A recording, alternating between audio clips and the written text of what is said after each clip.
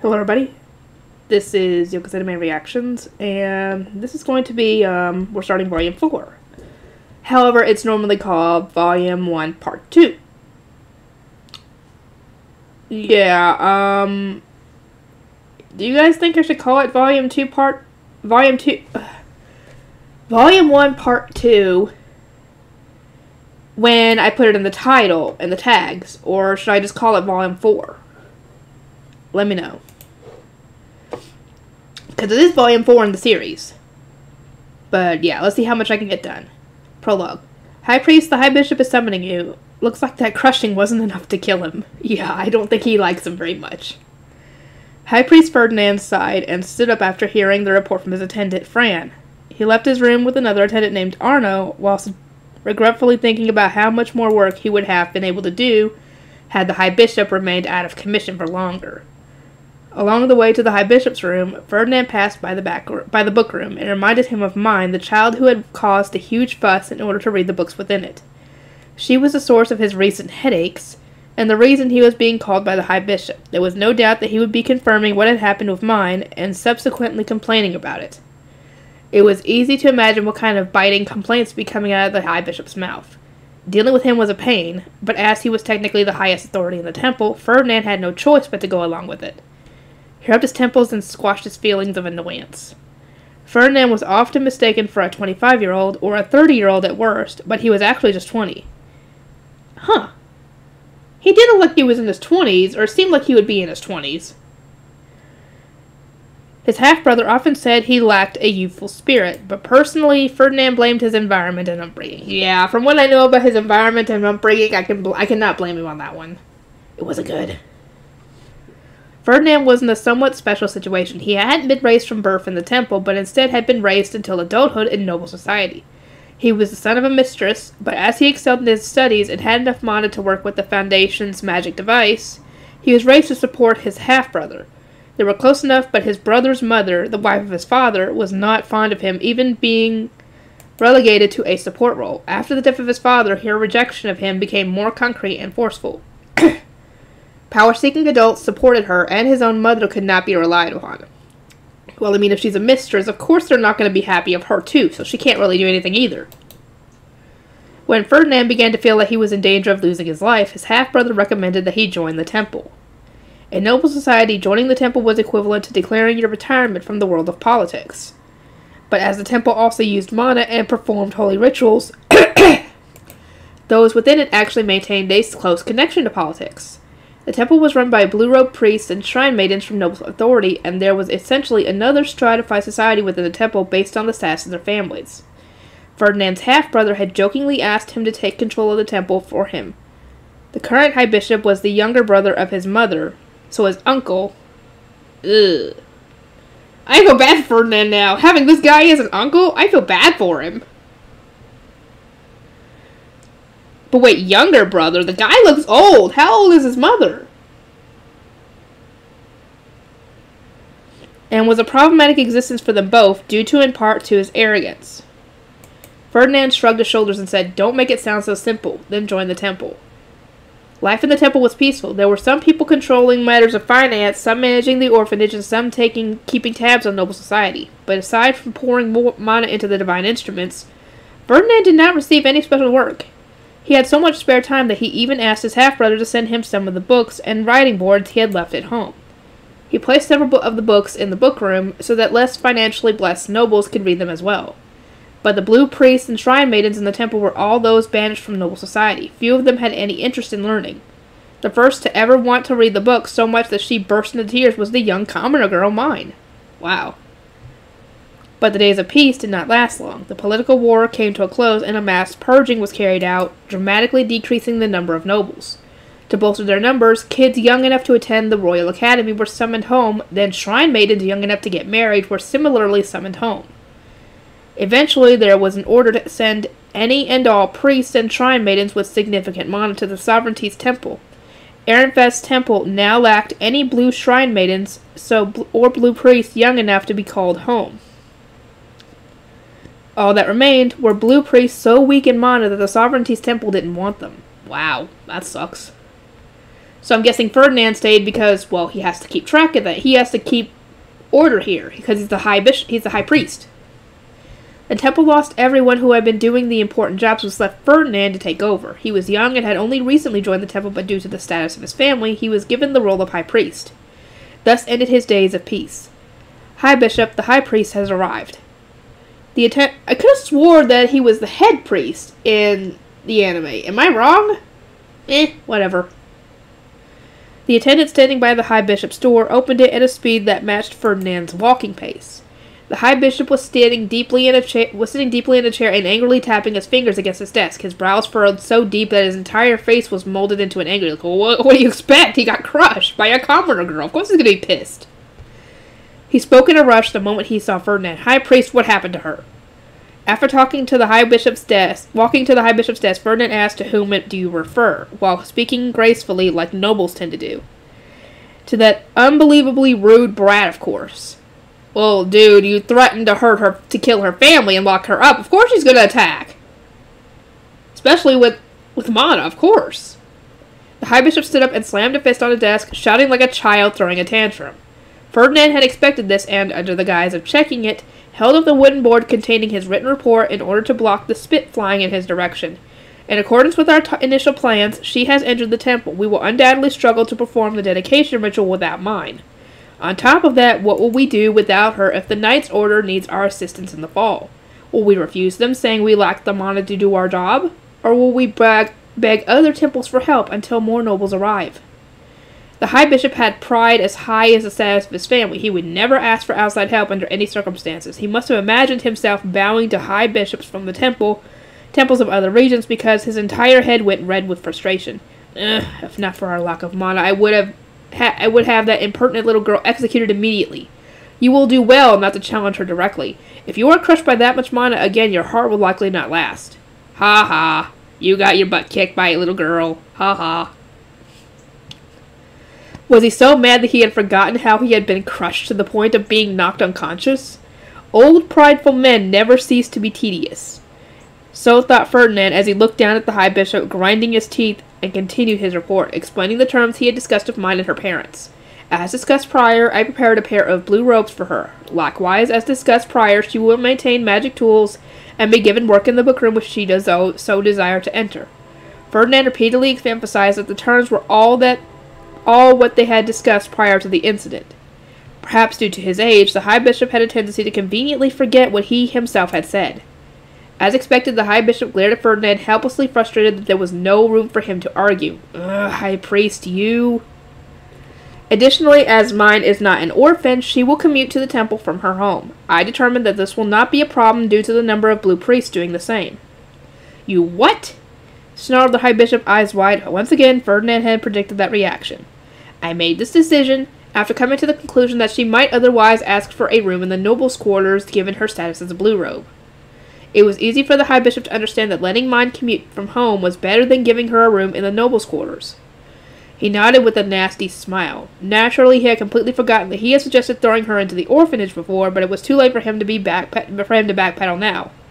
In addition, mine is sickly by nature and will not be able to work every day. There is not much work for an apprentice blue shrine maiden to do, so I believe it would be fine if she rests on days where she has a poor health. Bah. Seems like she is as lazy as she is rude. Hey! Dude, you saw how she collapsed before. Yeah, she is sickly by nature. The High Bishop seemingly felt the need to complain about everything, but Ferdinand already knew that and thus brushed off his whining with a light shrug. It is better than her carrying illness into the temple. Additionally, well, she's not really ill, she just gets fevers due to the devouring. Additionally, I have given her attendants so that they may watch her health. She doesn't... Yes, she does! She doesn't need them, he says. Oh, you do not know. His replies were so consistent with what Ferdinand had predicted that he sighed while giving yet another prepared answer. We will experience problems of our own if there is no apprentice blue shrine maiden without attendants. Not to mention that we are currently overflowing with greys. Nothing but good will come from mine being given some of them. Many blue priests and shrine maidens had left, but excluding particularly well-liked ones, the majority of grey-robe attendants had been released from their duties and put back in the orphanage. With fewer donations as well, the idle grey priests were an unacceptably large drain on the temple's slim finances. In addition, according to my investigation, Mine has been registered as the forewoman of a workshop registered with the Merchants Guild. It's easy to see that those serving the gods need not make money. But if she continues her work, we will be able to receive regular income through no work of our own. What do you think? Yeah, she'll be able to make donations. The lack of noble priests and shrine maidens led to the High Bishop having less money he could use on himself. Oh, so he's been essentially embezzling money. Okay. Okay, so yeah, this guy is crooked as well as rude. So he said, squeeze as much out of her as you can, thereby giving implicit permission for Mine to continue her work. Ferdinand let out a sigh of relief. All the conditions Mine's family had demanded had been approved. In that case, I will take full responsibility for Mine such that you do not need to trouble yourself with her. Yeah, best those two not interact. She will be forbidden in general from entering your room. I will also attach one of my own gray attendants to her so I can receive more detailed reports on her actions. Oh boy, here comes Delia. Now I know Delia is the High Bishop's attendant. Ferdinand showed that he was on guard against Mine as well, which made the High Bishop's eyes gleam with interest. He stroked his white... Yeah, this guy's old. How is he the younger brother? How old is Ferdinand's mother? And smiled in the nasty way he always did when planning something nefarious. Oh, in that case, I will attach a attendant of my own to her. Delia is around the same age as her, which will be perfect for this purpose. The brat will surely trust her. Also, attach one of the troublemaker orphans to her as a final attendant. See to it that she struggles each day. Squeeze out as much money and mana from her as possible. That's all she's good for in any case. Shut up! You don't know her. That was not ideal. Ferdinand had intended to attach one of his best attendants to Mine, since she lacked knowledge of noble society and how the temple worked. But with the High Bishop attaching a spy to her, he would be exposed as well. He bowed and left the room feeling bitter, then returned to his own room. Good gods, he is a pain. I agree! I agree so much. The majority of blue priests and shrine maidens in any temple were bastard children. Illegitimate children such as Ferdinand. Oh yeah, he is. I doesn't mean he's a bad person, obviously. But the High Bishop was... Oh! Okay.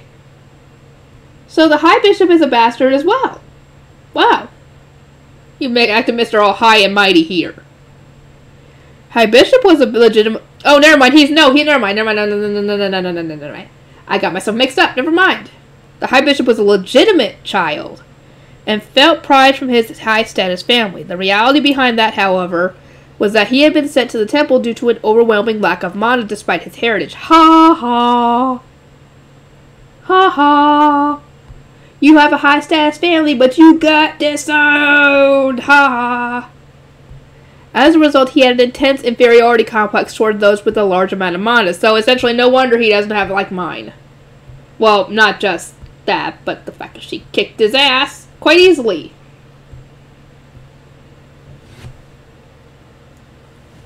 If Ferdinand did not keep a close eye on how the High Bishop treated Mine, it was possible that her mana would rampage once again, and we do not need that. According to the Guildmaster's report, Mine had gotten a temporary apprentice registration at the guild with the Gilberta Company's backing. She then began inventing all manner of product, rinsham, plant paper, hairpins, and pound cake. It seems that she hadn't lied when she claimed to have enough money on hand to donate a large gold. She gave up on being a merchant's apprentice due to her poor health and intended to use the mine workshop prepared by the Gilberta Company to continue inventing and selling products. In other words, Mine had more than just mana and money. She had a degree of management skill. Ferdinand was so swamped with work that Mine would be much more useful to him than the High Bishop. Oh, definitely. Especially when it comes to paperwork. Let her help you with that. Still, though, she invented this many products within merely a year of registering? The mine workshop seemed like it would be reaping enormous profits soon. Oh, you have no idea, dude. I don't even know what other products she comes up with, but I know she probably comes up with a bunch.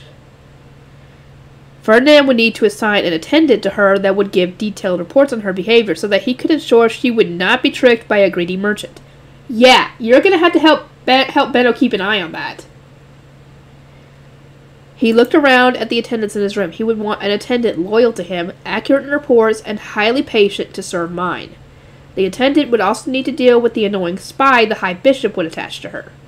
Fran, I will assign you to be Mine's attendant. Give as detailed reports on her and her actions as possible. Additionally, do what you can to prevent Mine and the High Bishop from meeting. Understood. Fran briefly frowned with worry, then nodded quietly. As for her other attendant, Are there any gray robes who are difficult to deal with who you would hesitate to assign as an attendant?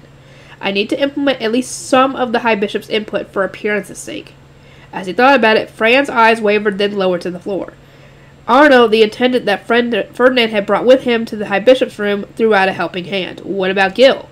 He is quite often sent to the repentance chamber, and a supervising priest complains that he never learns. Interesting. In that case, I will assign Gil, Delia, and Fran to be my attendants. Attendance and the fealty ceremony. After today, I'll be an apprentice shrine maiden. It took many days to prepare each set of blue robes, so despite having been baptized with Lutz, I began my apprentice work a month later. I was super excited to go to the temple, and every second I had to wait felt like forever. I'll finally be able to read books, and books that are chained up too. Just thinking about it makes me tremble with excitement. As I rolled around in my bed blissfully, Tula came calling for me. Mine, Les is here to get you. Why are you dancing? Because I get to read books. Bye-bye, Tuli. See you later. Mine, try not to get too excited. Yeah, don't get too excited, dude. You're gonna pass out and get a fever. Don't ask for the impossible, silly. Yeah, I replied in my head and dashed outside. The temple was in the north part of the city, so I was wearing the best clothes I had, my Gilberta Company apprentice uniform. I figured they'd be good enough to tide me over until I got my blue temple robes. I started to skip along the road while humming, only for Lutz to grab my arm and pull me back with an exasperated look on his face. Mine, come on, you're getting too excited. You'll catch a fever before we reach the temple. Aw, I don't want that. I steeled my springy legs to stop myself from skipping and swallowed my urge to walk as fast as possible, hating that my body was too weak for me to even get excited and be happy. Instead, I headed to the temple slowly, holding hands with Lutz. Mine, are you really going to be okay on your own? Today, they're just giving me a robe and introducing me to my attendants. It'll be fine. I would be going to the temple on basically the same days that Lutz had work. My family and Benno had decided that Lutz could keep watching over me until the attendant assigned to me understands how my body worked. I really don't think anyone but Lutz will be able to manage my health this well, though. Well, Lutz has been doing that for over a year, so of course he's best at doing it. Lutz would have to talk with Fran about this. Maybe they were hoping that Lutz would stick with me forever? My family, Benno, Mark, Lutz, and basically everyone was extremely wary of the nobles in the temple, but if I kept relying on Lutz forever, then there would have been no point in me abandoning my apprentice merchant shop to lessen his burden. I told Benno that, but he just snorted, and Mark then explained with a conflicted smile. It seemed that Lutz was being directly taught by Mark, so they could sooner help open an Italian restaurant here and open paper-making workshops in other cities. The lessons were apparently fairly unorthodox, since Lutz was their way of contacting the inventor, me. He will be participating in the construction of new businesses and learning to be a merchant through personal experience in the field. When I commented that this wasn't the normal process for a new hire, I was told that this was being done in part since Lutz wanted to go to other cities as soon as possible. Well, if Lutz is happy, I'm happy. Good luck, Lutz. He's going to need it. When we reached the gate, we found a gray priest waiting for us. He was a relatively younger man who, upon seeing us, gracefully got onto one knee and crossed his hands in front of his chest. Good morning, sister mine. I will guide you to the high priest. Sister mine? That doesn't fit you at all. Let's burst into laughter at the polite gray priest's respectful attitude, cackling as he looked between us. I wanted to laugh with him, but I noticed the priest's brows briefly furrow, so I gently smacked Lutz on the back as he bent over in laughter. Lutz, you're laughing too much. Yeah, sorry, I'll come get you after fourth bell, mine. Lutz started walking off, and I waved him goodbye before turning back to the gray priest. Sorry for making you uncomfortable. There is no need for you to apologize to me. More importantly, the high priest is waiting. He looked away and rejected my apology. As I blinked in surprise, he turned his back to me and started walking away.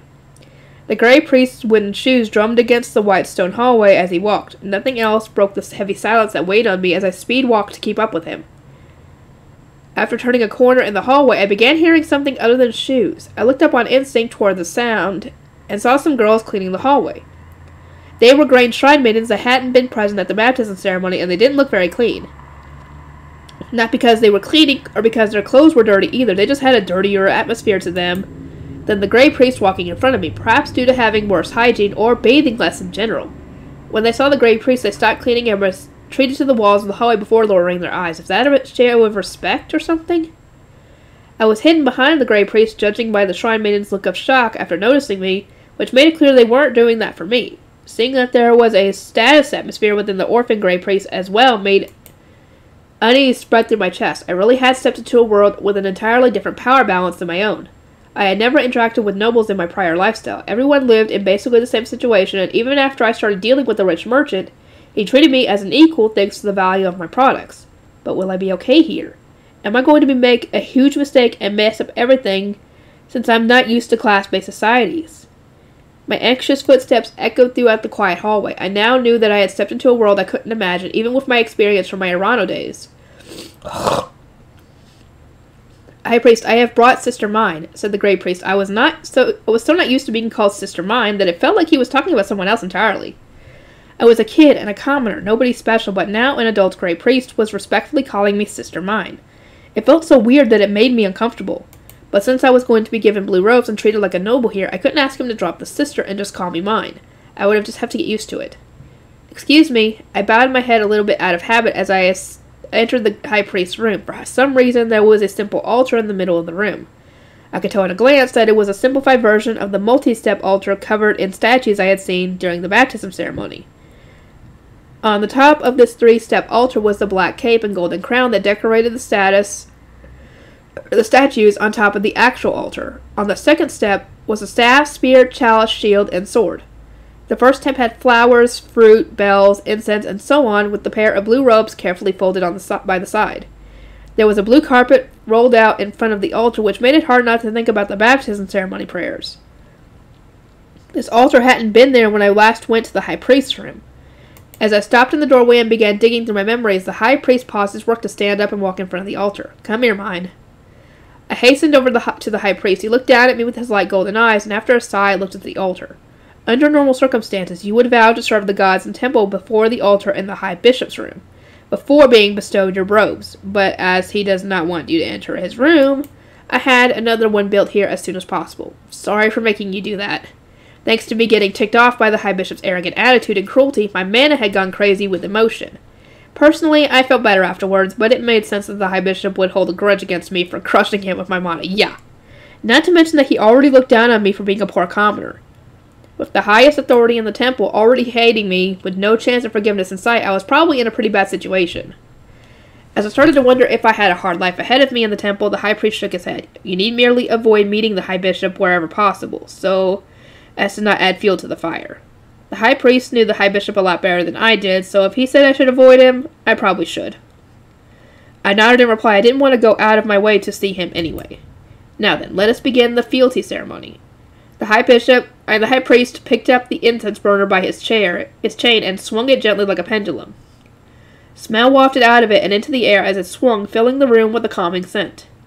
The High Priest then began telling me about the divine instruments enshrined on the altar. The black cape on top signified the night sky and was the symbol of the god of darkness. The gold crown signified the sun and was the symbol of the goddess of sunlight.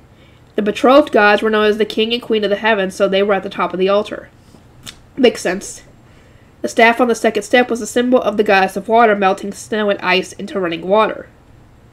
The spear was a symbol of the god of fire, encouraging growth to ever greater heights. The shield was a symbol of the goddess of wind, pushing back the cold winter wind. The chalice was a symbol of the goddess of earth, accepting everyone and everything, and the sword was a symbol of the god of life, digging into the hard earth.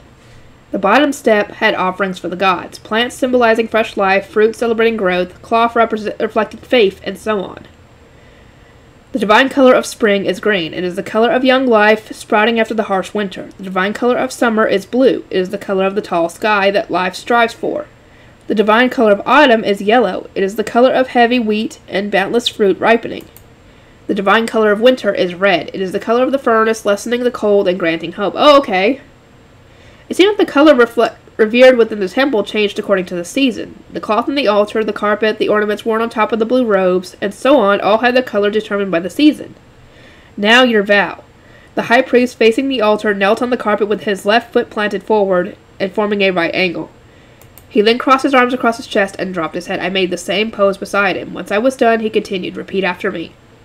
I looked closely at the High Priest's mouth, not wanting to mess anything up. He moved his slender lips slowly so as to make his words easier to understand in during the vow. Oh God, here we go. Are we going to have the stupid names of the gods? That's going to be hard to pronounce. O mighty King and Queen of dark and light, most righteous and divine rulers of the wide heavens. O splendid gods of the eternal five, most righteous and divine rulers of the vast mortal realm. Oh, here we go. I'm gonna get tongue-tied off of these guys. Goddess of water, flute train. God of fire, Maiden shaft. Goddess of wind, Shutzaria. So far, they're okay. Goddess of earth, Gadold. God of life. I'm gonna probably butcher it. Iweglib. I don't know. Frickin' King and Queen, show your divine power that extends throughout the wide heavens and vast mortal realms. Eternal five, bless we of the vast mortal realm with your divine power.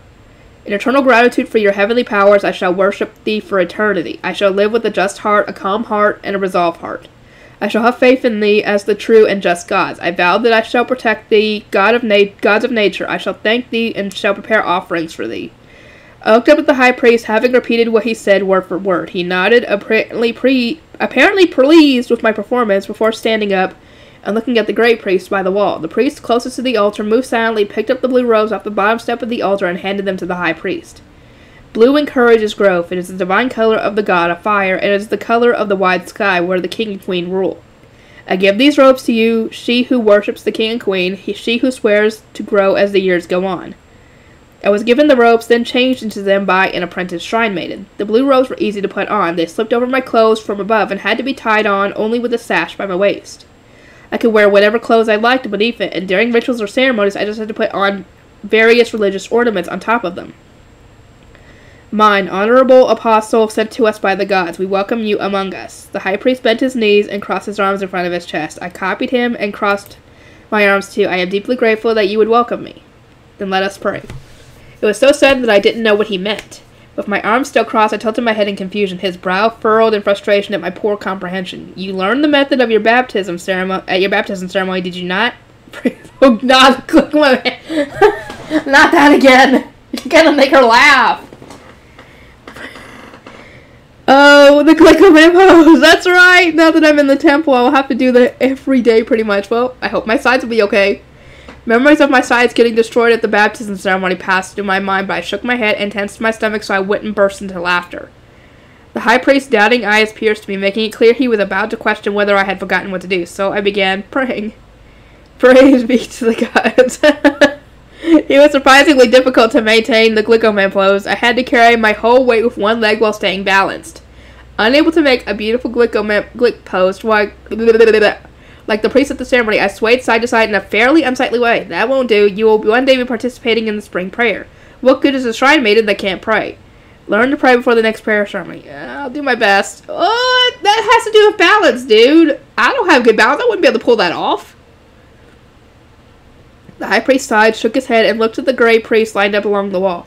I will introduce you to the gray priest and apprentices who will be our attendants, he said, which signaled 3 of the gray robes to walk to the front of the altar. One was an adult man, the other 2 were a boy and girl about my age.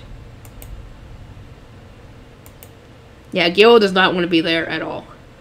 Surprisingly enough, the gray priest that had guided me to the room was in fact my attendant. He looked to be about average height, about as tall as Dad. He had light purple hair and deep brown eyes that gave off the impression of a fairly serious person who generally kept quiet. You're not wrong. His expression was solemn and obedient. It felt like it might be difficult to get to know him. I am Fran, 17 years old. I'll be in your care. No, if anything, I'm going to be in your care. I tried to reply politely, but the high priest immediately launched a sharp rebuke. Whatever. Mind you are a blue robe. Do not deprecate yourself before gray robes. Really?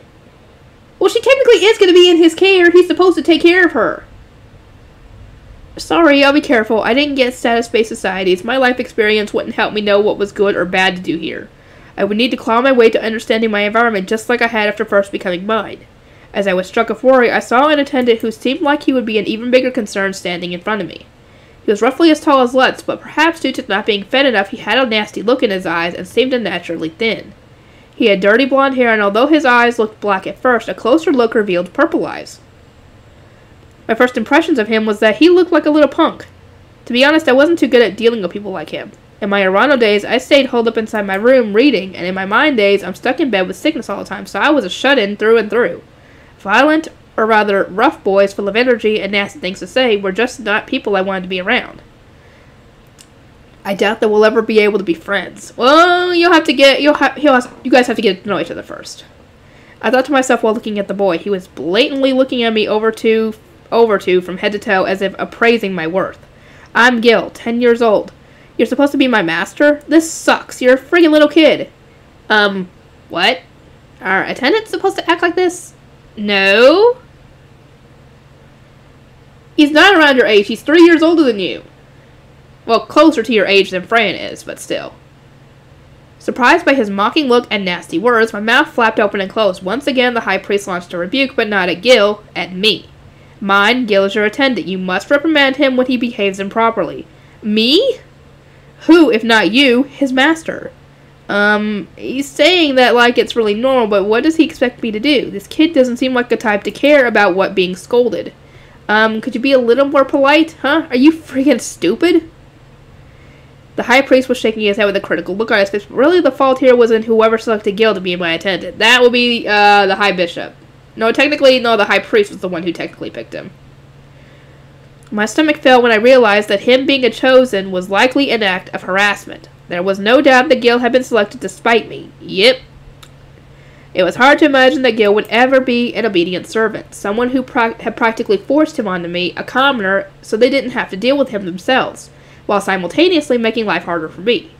With that in mind, I have to be dumb to take him seriously and be polite. I just had to deal with him the same way I deal with the mean boys in class, ignoring him. I lifted a hand to interrupt Gil and shifted my attention to the only girl among the attendants. She had deep red hair and light blue eyes. She was wearing kind of a smug smile, but she had a beautiful face. Not cute, beautiful, like a pretty adult woman. It felt kind of like she was someone who understood her appearance and knew how to butter up men with flattery and flirting. That's just the kind of thing I noticed as a fellow girl, I guess. I'm Delia, 8 years old. Let's be friends, okay? Yeah. Despite suggesting that we be friends, Delia's eyes weren't smiling at all. She had probably sensed that we weren't cut from the same kind of cloth, and was already shifting into subtle hostility.